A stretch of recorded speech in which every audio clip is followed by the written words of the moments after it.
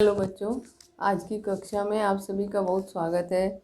आज हम लोग व्याकरण का वाक्य, जिसके अंतर्गत हम लोग उसके भेद के बारे में जान रहे थे, उसकी पुनरावृत्ति करने जा रहे हैं। अर्थ के आधार पर वाक्य के मुख्य 8 भेद होते हैं। उन 8 भेदों के बारे में एक एक करके हम जान रहे थे और उनकी पुनरावृत्ति कर रहे थे। तो हमने सबसे पहला भेद जाना पिछली कक्षा में, वह विधानवाचक वाक्य। दूसरा भेद हमने जाना कौन सा? दूसरा भेद हमने जाना निषेधवाचक। तीसरा भेद हमने जाना जिसका नाम था प्रश्नवाचक वाक्य, फिर आज्ञावाचक वाक्य, फिर संदेहवाचक वाक्य और फिर इच्छावाचक वाक्य। इतने वाक्यों को हमने एक एक करके जाना। अब हम लोग जानेंगे इसका 7वां भेद, जिसका नाम है संकेतवाचक वाक्य।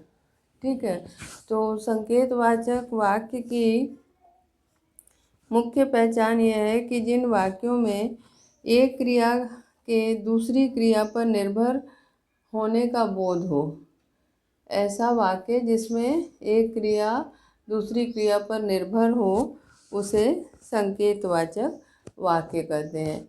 इन वाक्यों में खास तौर से 2 वाक्य होते हैं, एक आश्रित उपवाक्य होता है और एक प्रधान उपवाक्य होता है।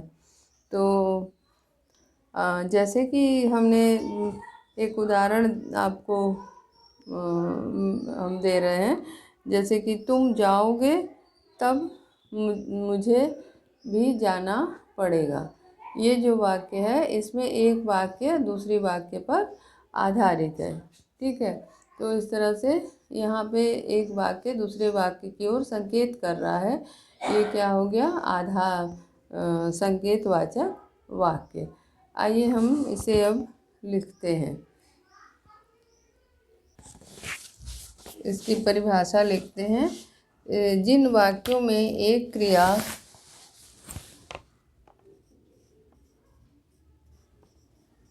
जिन वाक्यों में एक क्रिया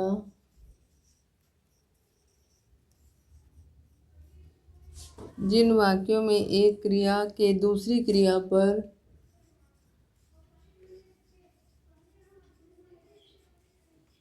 एक क्रिया के दूसरी क्रिया पर निर्भर होने का बोध हो, निर्भर होने का बोध हो, निर्भर होने का बोध हो, उन्हें संकेतवाचक वाक्य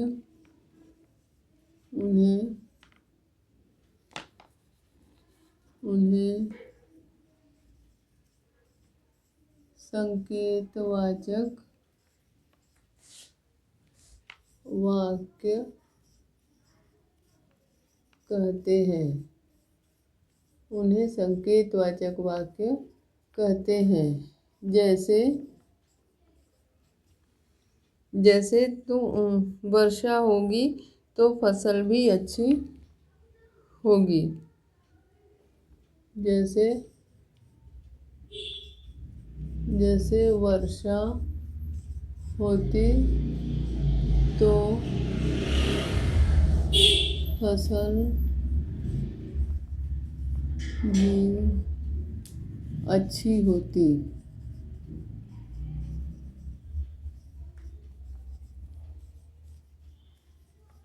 ये है एक वाक्य, वर्षा होती तो फसल भी अच्छी होती। अब दूसरा वाक्य, दूसरा उदाहरण, तुम चोरी न करते तो सजा भुगतनी न पड़ती। दूसरा वाक्य है, तुम चोरी न करते तो सजा भुगतनी न पड़ती। ये दूसरा वाक्य है। इन दोनों वाक्यों में आप देखिए दो वाक्य है। तुम चोरी करते एक वाक्य, तो सजा भुगतनी न पड़ती। तुम चोरी न करते तो सजा न भुगतनी पड़े। इसमें एक क्रिया दूसरी क्रिया पर आधारित है। फिर उसके बाद हम वाक्य का अंतिम प्रकार जो है उसके बारे में जानेंगे। उसका नाम है विस्मयादि बोधक वाक्य।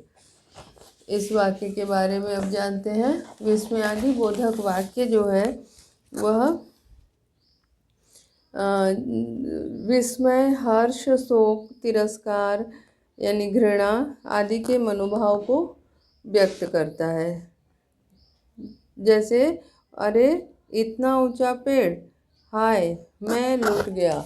इन सभी वाक्यों को लिखने के लिए एक विस्मयादि बोधक का चिन्ह भी प्रयुक्त होता है। ठीक है, तो हम इन वाक्यों को इस वाक्य को लिखते हैं। अभी इस वाक्य के बारे में हम जानते हैं। जिन वाक्यों से किसी कार्य के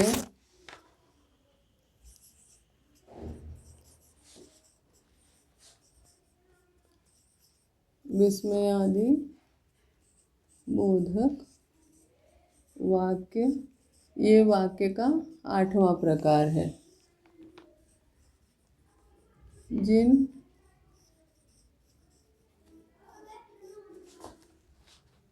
वाक्यों से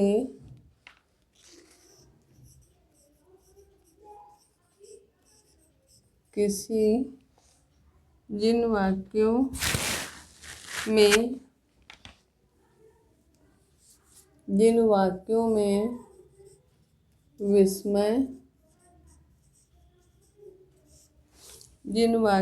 विस्मय, हर्ष, शोक, घृणा, जिन वाक्यों में विस्मय, हर्ष, शोक, घृणा आदि का मनोभाव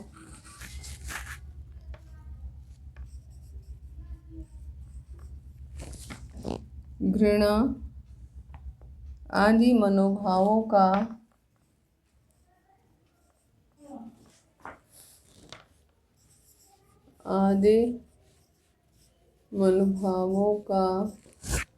घृणा आदि मनोभावों का बोध हो,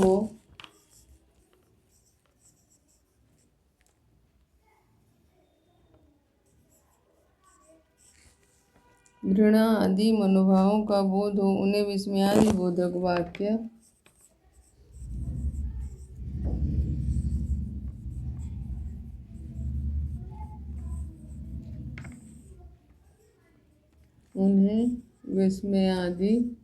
बोधक वाक्य कहते हैं।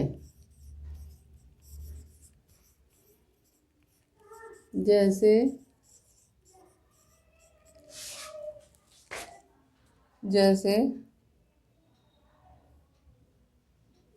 अरे इतना ऊंचा पेड़,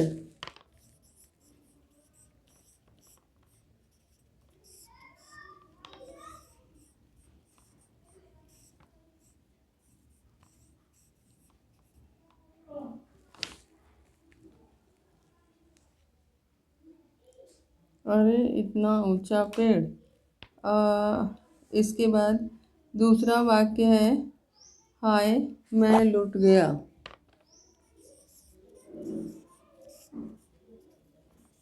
हाय मैं लुट गया। ये इसके बाद एक घृणा का भाव है, छी इतनी बदबू, छी इतनी बदबू। ये देखिए आप, ये जो निशान विस्मयादि बोधक का है, ये सारे विस्मयादि बोधक में निश्चित रूप से लगाना है, आवश्यक है ये। ठीक है, ये निशान हमें लगाना पड़ेगा विस्मयादि बोधक। और एक हर भाव के लिए एक अलग शब्द होता है उन शब्दों का भी प्रयोग करना आवश्यक है। उन शब्दों के प्रयोग के साथ साथ हमें ये निशान लगाना आवश्यक है, और तभी जो है विस्मयादि बोधक की पहचान होगी।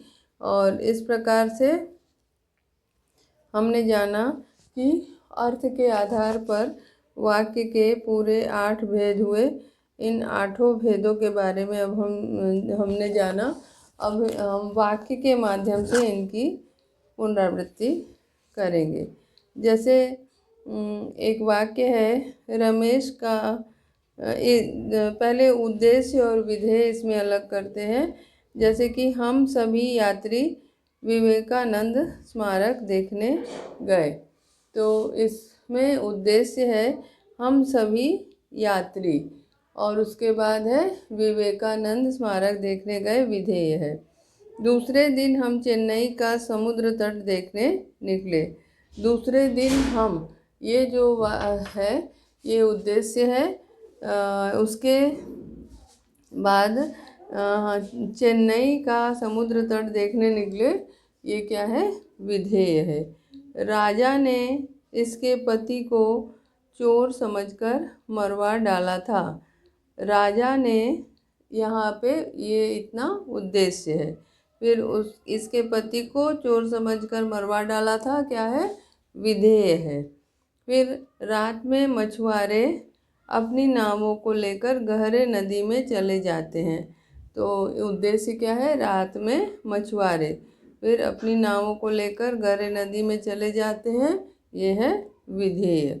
अब हम कुछ शब्दों को, कुछ वाक्यों को जानेंगे, और उन वाक्यों से हम पहचान करेंगे कि कौन सा किस भेद के अंतर्गत आता है। ठीक है, भेदों की पहचान करने के लिए हम कुछ वाक्यों के माध्यम से उनका अभ्यास करेंगे।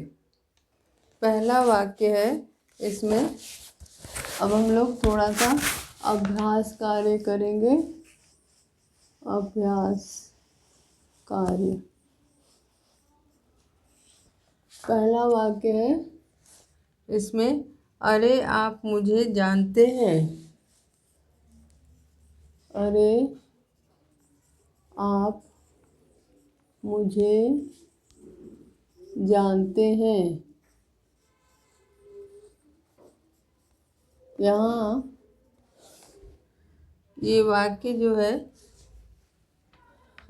इस वाक्य का प्रकार क्या होगा, ये निशान लगा है, इसीलिए ये वाक्य क्या होगा, विस्मयादि बोधक। विस्मयादि बोधक, ठीक है, ये विस्मयादि बोधक वाक्य होगा। दूसरा वाक्य है, तुम अभी कमरे से बाहर चले जाओ। दूसरा वाक्य है, तुम अभी कमरे से बाहर, कमरे से बाहर चले जाओ।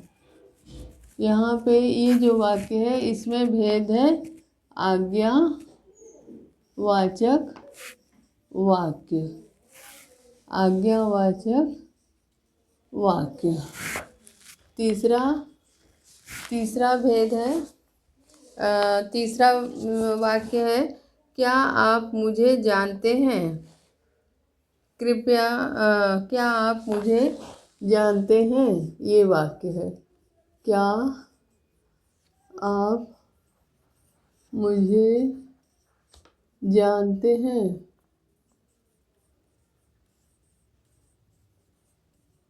इस वाक्य में ये प्रश्नवाचक वाक्य के अंतर्गत आएगा। प्रश्नवाचक वाक्य, ठीक है। अब हम इसके बाद चौथा वाक्य है इसमें, कृपया इधर आइए।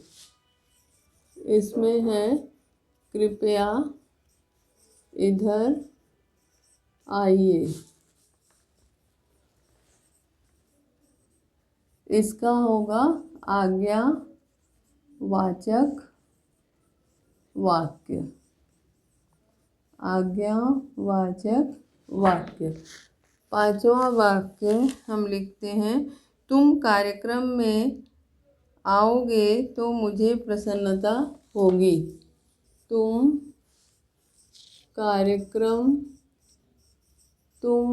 कार्यक्रम में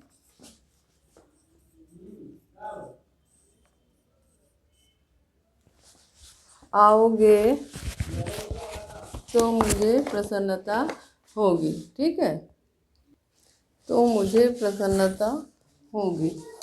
तुम कार्यक्रम में आओगे तो मुझे प्रसन्नता होगी। प्रसन्नता होगी। ठीक है, ये वाला वाक्य है। इस वाक्य में हम देख रहे हैं कि दो वाक्य है। देखिए, तुम कार्यक्रम में आओगे, फिर दूसरा वाक्य है तो मुझे प्रसन्नता होगी। तो जहाँ पे एक क्रिया पे दूसरी क्रिया आधारित हो, जो कि अभी आपको हमने पढ़ाया, वह था संकेतवाचक वाक्य। तो इस भेद को हम क्या लिखेंगे? संकेतवाचक वाक्य। ठीक है, संकेतवाचक वाक्य। अब अगला वाक्य है, आप मुझे जानते हैं। आप मुझे जानते हैं। आप मुझे जानते हैं। आप मुझे जानते हैं। ये हो जाएगा विधानवाचक वाक्य। विधानवाचक वाक्य होगा ये वाला। ठीक है, अब सातवां वाक्य है, भगवान करे आप अपने उद्देश्यों में सफल हों। भगवान करे आप अपने उद्देश्यों में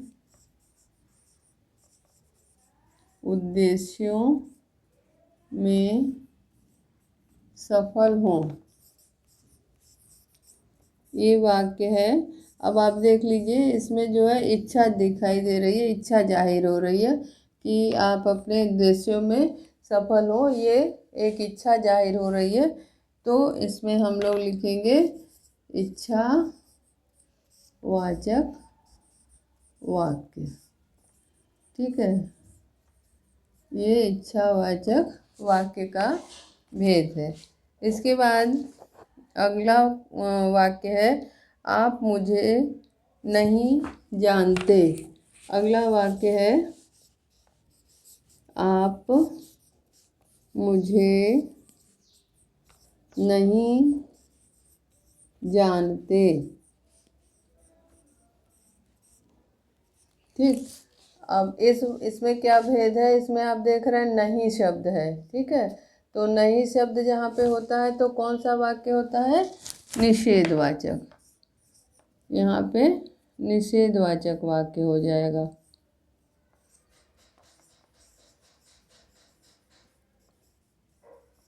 निषेधवाचक वाक्य। ठीक है, ये हो जाएगा निषेधवाचक वाक्य। अब हम लोग अगला वाक्य देखते हैं। अगले में है, संभवतः वह आज आए। इसके बाद है अगला वाक्य, संभवतः वह आज आए। अब इसमें देखिए, संभवतः शब्द है, यानी कि संदेह है। तो यहाँ पे क्या हम लिखेंगे? कौन सा भेद? संदेहवाचक संदेहवाचक वाक्य।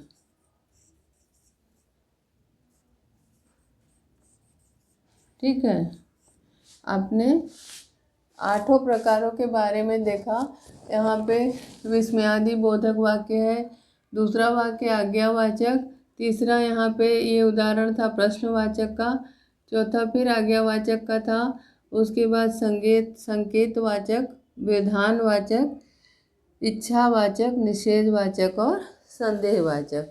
तो इस तरह से इन भावों के माध्यम से हम उसे पहचान पाते हैं कि वह कौन से भाव को व्यक्त कर रहा है और किस प्रकार का वाक्य है। वाक्यों के इन भेदों के माध्यम से हम उनके बारे में जान सकते हैं। अब हम कुछ वाक्य और अभ्यास करते हैं, कुछ वाक्यों के अभ्यास के माध्यम से और भी इनके बारे में हम जानेंगे। जैसे कि वाक्य है, रमेश ने आम खाए। रमेश ने आम खाए, ये वाक्य है। इसमें जो है एक क्रिया है, तो ये वाक्य जो है क्या होगा, रमेश ने आम खाए, ये वाक्य हो जाएगा विधानवाचक। अब एक वाक्य है, बच्चे पार्क में खेल रहे हैं। बच्चे पार्क में खेल रहे हैं, ये एक वाक्य है। इस वाक्य में भी विधानवाचक वाक्य है। विधानवाचक वाक्य इस वाक्य में है। अब हम वाक्य परिवर्तन करते हैं। वाक्य को परिवर्तित कैसे करेंगे, ये देखिए। वाक्य है, बच्चे पार्क में खेल रहे हैं। बच्चे पार्क में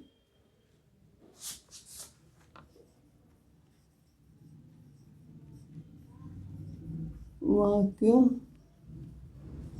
परिवर्तन। बच्चे पार्क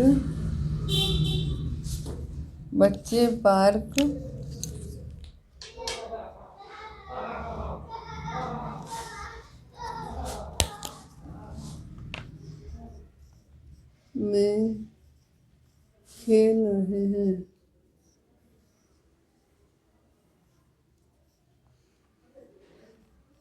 बच्चे रहे हैं। अब इसको निषेध वाक्य में बदलना है, तो निषेध वाक्य में बदलने के लिए हम क्या करेंगे, इसमें नहीं लगा देंगे। ठीक है, बच्चे पार्क में नहीं खेल रहे हैं। बच्चे पार्क में नहीं खेल रहे हैं। यहाँ पे ये देखिए, नहीं का प्रयोग करके हमने इसे निषेधवाचक में बदल दिया। ठीक है, बच्चे पार्क में नहीं खेल रहे हैं। कुछ बच्चे अब इसको यदि हम कर देते हैं, क्या बच्चे पार्क में खेल रहे हैं। क्या बच्चे पार्क में खेल रहे हैं। यहाँ पे कर दिया। इसको करने से क्या हो जाएगा, प्रश्नवाचक वाक्य। ये क्या हो जाएगा, प्रश्नवाचक वाक्य में बदल जाएगा। अब अगला वाक्य हम वाक्य परिवर्तन करेंगे कि रमेश ने आम खाया। दूसरा वाक्य है, रमेश ने आम खाया, ये वाक्य है। इसको हम नकारात्मक बनाएंगे तो करेंगे, रमेश ने आम नहीं खाया। रमेश ने आम नहीं खाया। और इसका वाक्य परिवर्तन करके क्या रमेश ने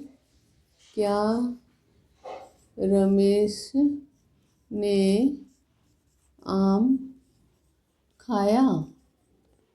ठीक है, यहाँ पे ये हो जाएगा प्रश्नवाचक वाक्य। अब तीसरा, हम इसमें आपने देखा तीनों प्रकार का भेद आ जा रहा है। अब हम लोग अगला वाक्य देखते हैं कि अगला किस तरह से हम बदलेंगे। जैसे अभी यहाँ से बाहर ये वाक्य है,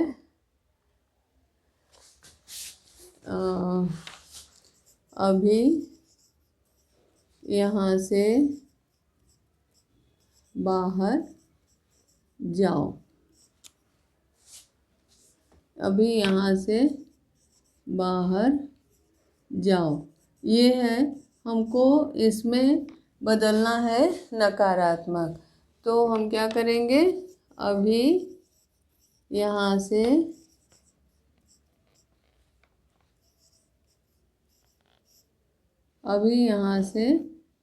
मत जाओ। अभी यहाँ से मत जाओ, तो हो जाएगा नकारात्मक वाक्य। ठीक है, अगर बच्चों यहाँ फिर आपकी यात्रा शुभ हो।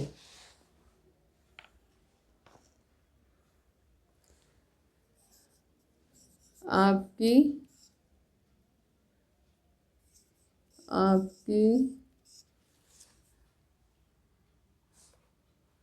यात्रा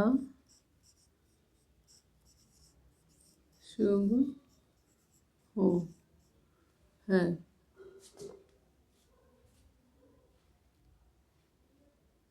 आपकी यात्रा शुभ हो, ये वाक्य है। इस वाक्य में हम वाक्य परिवर्तन करेंगे कि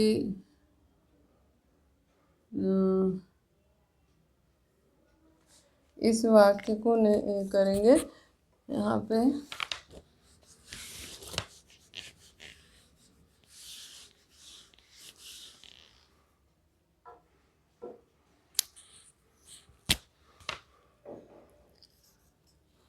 शायद आज वर्षा हो, ये वाक्य है। इस वाक्य को हम नकारात्मक करेंगे तो आज वर्षा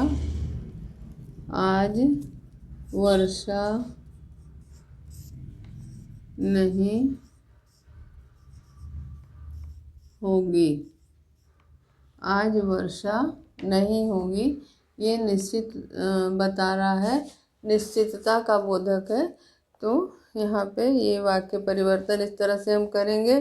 फिर पहचानने के लिए, इसके बाद वाक्य पहचान करने के लिए हम कैसे करते हैं, अब वाक्य पहचान करेंगे कुछ वाक्यों के माध्यम से।